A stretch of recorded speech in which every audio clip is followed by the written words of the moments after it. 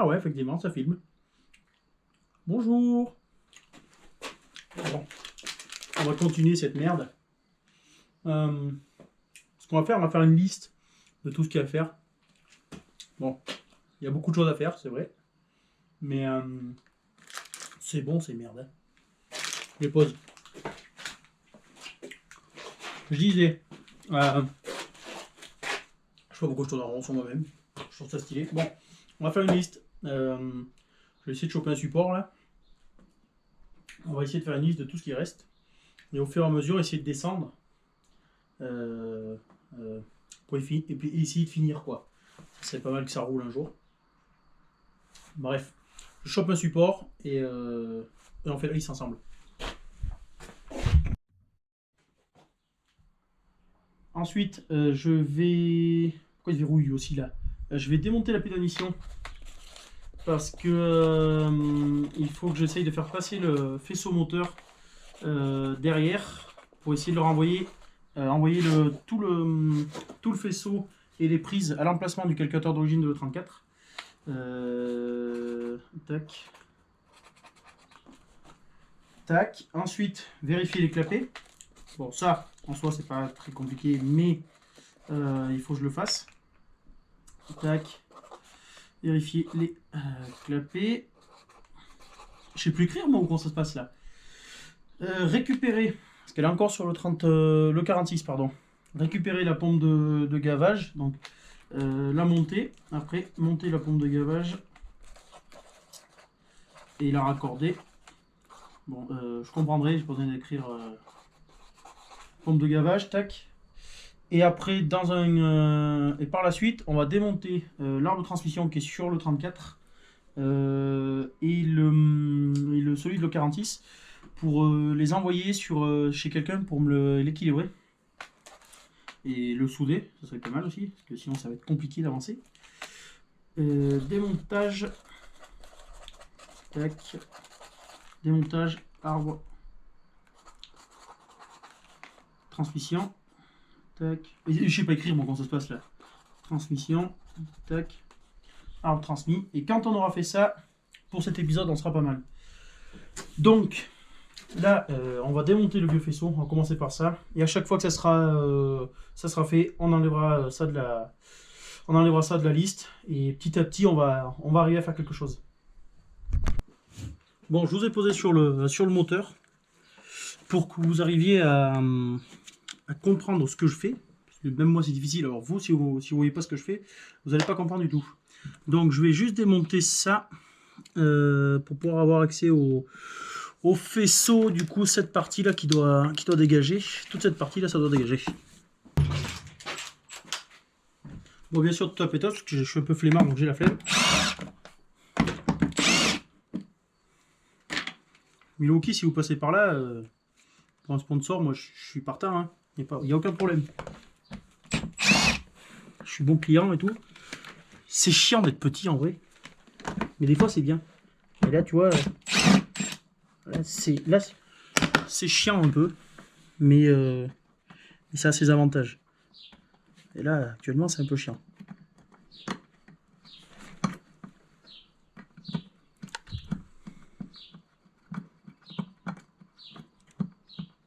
Le vis, il fait 10 km ou comment ça se passe? Voilà, merci. Bon, ça c'est enlevé. On va mettre ça là, ça sera beaucoup plus simple. Et du coup, il y a beaucoup de fils là. Du coup, il y a beaucoup de fils. Bon, faut que j'arrive à couper tout ça. Et je pense qu'il va falloir trier fil par fil, pas avoir le choix. Sauf si, BM, vous avez été sympa et vous avez fait un pont ici. Ce qui m'étonnerait fortement, mais bon. Dans le doute, on va regarder tout ça. Alors, on va couper ça, cette merde là. Non, Rolex, ne coupe surtout pas le faisceau. Parce que après là, ça va être la merde. Tac. Bon, déjà, il faut enlever toute cette merde d'origine. Qui est très... Ah, ça c'est cool, ça s'est enlevé tout seul. Il va falloir trier le faisceau parce que il y a la gaine thermo d'origine dessus là.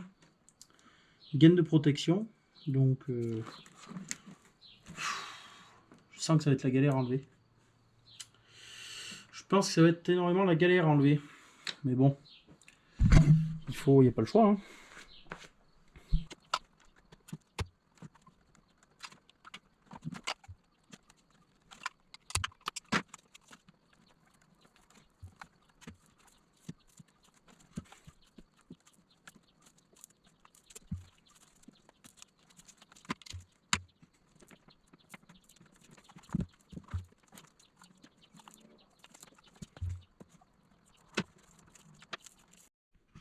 Bon, du coup, j'ai tout démonté là.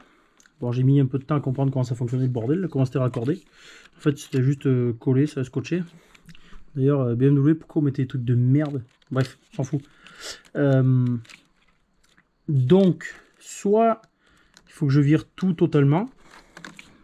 Et je pense qu'il doit être la bonne chose. En fait, il faut que je débranche tout ça là, tout ce qui passe là. En gros, tout ça là, et que ça passe dessous. Et qui va à une des prises. Soit celle-là, d'ailleurs je pense que c'est celle-là, parce qu'il y a beaucoup de raccordements dessus. Et puis je pense que ça doit être la meilleure solution, parce que sinon je vais galérer et ça va être vraiment chiant. Donc je vais regarder si c'est bien cette prise là qui gère tout. Et si c'est celle-là, je débranche et terminé. Allez, on va démonter. Je vais démonter cette putain de pompe de gavage qu'il me faut là. Ça c'est la pompe de pression. Du coup qui donc là c'est un pré-filtre et tout ça c'est les arrivées de gasoil. Donc je dévisse là, je dévisse ici et puis je la récupère. Alors, je vais essayer de vous filmer mais c'est pas garanti que j'y arrive.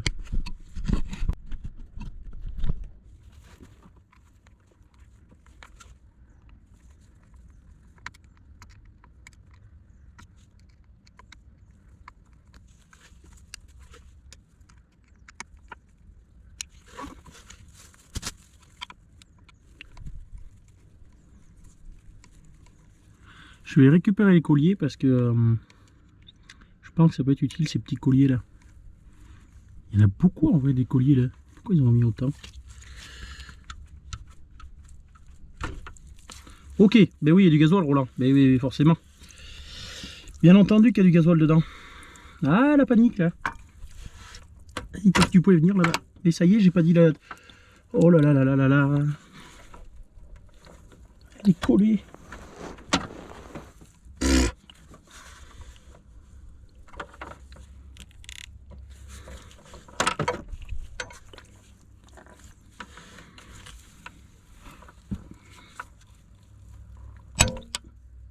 Voilà, nickel. Ah là là. Il y a du gasoil partout.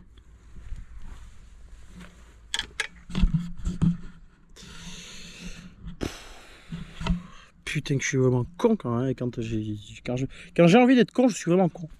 Bon, elle est démontée, c'est déjà pas mal. Bon, là je suis sur la route, je vais récupérer les jantes que j'ai fait monter les pneus dessus. Donc 2 pneus neufs à l'arrière et 2 pneus d'occasion que j'avais devant. Parce que là j'attends une réponse pour le faisceau là sur le 34, savoir ce que je conserve et ce que Ah mais voilà aussi, vous voyez je suis déstabilisé. Ce que je conserve et ce que je conserve pas. Ce que je suis pas sûr à 100% de tous les fils qu'il faut conserver, donc je préfère avoir toujours pareil une réponse de Fred qui m'aide énormément. Donc du coup là je vais chercher les jantes et puis quand je les ai récupérées je vous montre ça et puis après on se remet sur le, je pense entre temps avoir la réponse du faisceau, donc entre temps on pourra se remettre sur le moteur et sur le faisceau.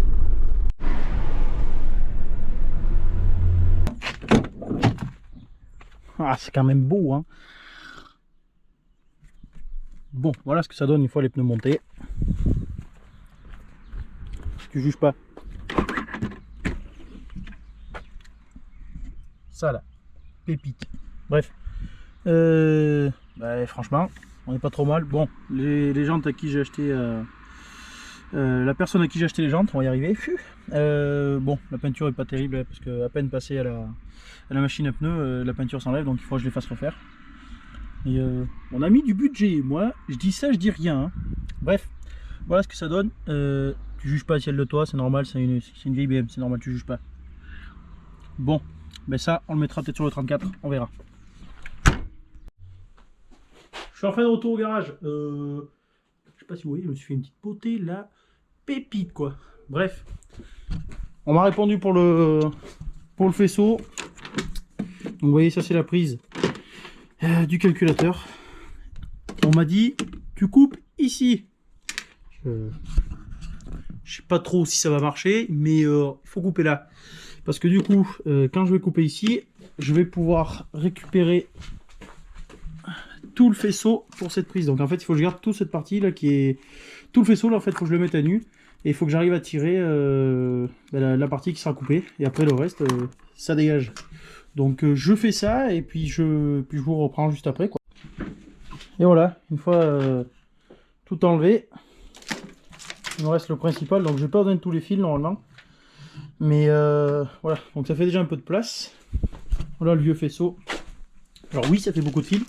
J'ai même enlevé aussi l'autre prise. Là, c'est la prise... je sais pas à quoi elle servait, mais il faut l'enlever aussi. Donc ça sert à rien. Là-bas, c'est la prise entre guillemets OBD de l'époque. Rien de bien compliqué, rien de très important, puisque sur le nouveau faisceau, je l'ai. Donc ça, je vous l'ai montré. C'est la vieille prise calculateur. Et après, ben voilà. Là, il me reste 2-3 masses dans le conduit là, du faisceau d'origine. Et après, ben, ça, c'est tout le faisceau d'origine du moteur du 30D. Où je vais pouvoir me repiquer dessus, du moins ouais, reprendre quelques fils dessus, et puis on sera pas mal quoi. Et, mais ça fait un peu de place. Ça fait peur, mais normalement ça marche. Je suis normalement serein. Si ça marche pas, ça marchera. Ça va marcher de toute façon, c'est sûr. Il faut, de toute façon, il n'y a pas trop le choix, donc voilà. Mais sinon en soi, ça fait un peu de place, et c'est pas trop mal quoi. Donc après je vais vous montrer là. Je vais installer la pompe là. Ça va faire 5 fois que je la montre, elle est toujours pas montée. Donc c'est la dernière fois que je vous la montre, après je vous la montre mais quand elle sera montée. Et du coup là ça sera pas mal pour monter ça. On aura pas mal avancé quoi. Ah au fait je vais me rendre compte que ça en fait c'est pas ça qu'il me faut. J'ai bien regardé. Ce qu'il me faut ben, c'est encore sur la voiture. Attention là je cours, là c'est le moment de sport de la journée. Attention.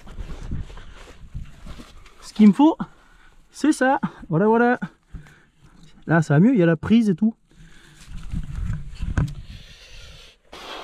Aussi, je disais, c'est bizarre, quand j'ai essayé de la mettre, j'ai dit, il n'y a pas de prise. Mais c'est totalement normal. C'est pas la bonne chose, Rolex.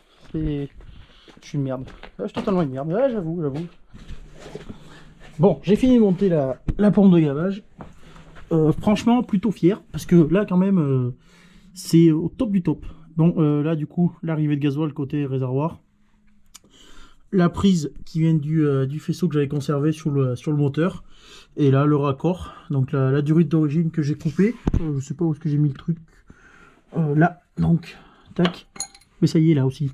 Donc ça, le raccord de... Enfin la durite rigide d'origine de 34. Et puis voilà quoi, après en soi... c'est plutôt simple, mais bon, il faut le faire parce que le moteur en a besoin.